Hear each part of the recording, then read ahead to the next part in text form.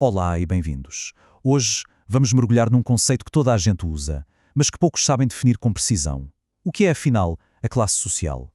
Vamos para além do dinheiro ou do estilo de vida e descobrir como é que os sociólogos analisam as estruturas que, muitas vezes de forma invisível, moldam as nossas vidas. Pois é, a grande questão é mesmo esta. Como é que se pega numa ideia tão carregada de significado como classe e se transforma numa ferramenta científica em algo que se pode medir?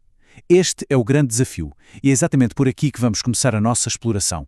Bem, o primeiro ponto a reter é que a análise de classes não é só arrumar pessoas em gavetas com base no salário. É muito mais do que isso.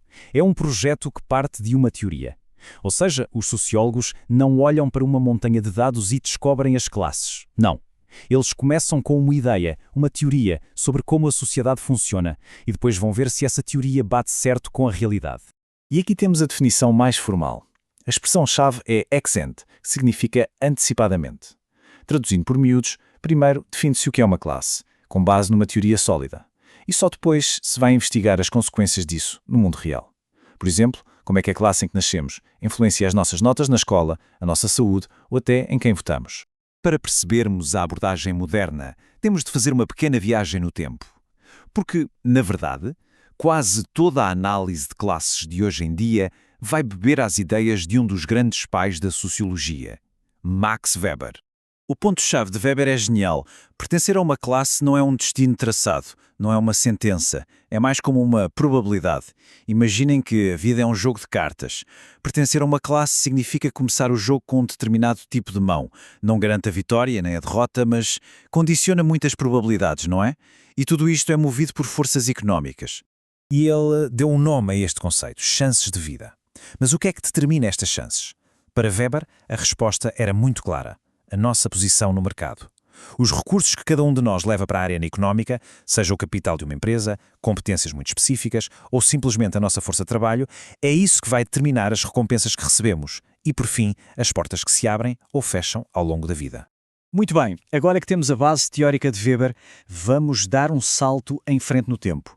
Vamos ver como estas ideias foram transformadas numa ferramenta super prática usada por investigadores em todo o mundo. Falamos do esquema de Goldthorpe. A grande sacada deste esquema é olhar para além do nome da profissão e focar-se no tipo de contrato, na relação de emprego. De um lado, temos o contrato de trabalho, uma troca direta, quase transacional, de tempo por dinheiro. Do outro, a relação de serviço. Aqui já falamos de uma carreira, de confiança, de segurança e de um projeto a longo prazo. Mas a genialidade disto não está só em separar as coisas nestas duas caixas. Está na lógica por trás. Por que é que estes dois tipos de contrato sequer existem? Acreditem, não é por acaso. A resposta está nos problemas que qualquer empregador enfrenta. Basicamente são dois. Primeiro, como é que eu seguro os trabalhadores com competências raras e valiosas? E segundo, como é que eu garanto que o trabalho é bem feito quando é muito difícil de supervisionar o que a pessoa está a fazer a cada minuto? Pensemos nisto como uma grelha. No eixo temos a especificidade dos ativos humanos. Um nome complicado para uma ideia simples. As competências da pessoa são fáceis de encontrar no mercado ou são super raras. No outro eixo, temos a dificuldade de monitorização, ou seja, é fácil ou difícil para o chefe ver se o trabalho está a ser bem feito. E agora vamos preencher a grelha. Se as competências são comuns e o trabalho é fácil de supervisionar, como numa linha de montagem, o que funciona melhor? Um simples contrato de trabalho? Mas e no extremo oposto? Competências muito específicas e trabalho quase impossível de controlar. Aí, para garantir lealdade e empenho, o empregador precisa de uma relação de serviço, de longo prazo. E as outras combinações? Dão origem a contratos mistos? E aqui que a magia acontece. O esquema de Goldthorpe pega nas profissões e encaixa-as nesta grelha. Os gestores de topo e os profissionais liberais, por exemplo, o que são as classes I e II, caem direitinho na relação de serviço. Já muitos trabalhadores manuais, classes 6 e 7, encaixam no contrato de trabalho clássico. Faz todo o sentido. Claro que isto parece tudo muito arrumadinho, mas a vida real é sempre mais complicada, não é? E como qualquer boa ferramenta científica, o esquema de Goldthorpe não é perfeito. É constantemente testado e enfrenta desafios importantes. As críticas principais são 3.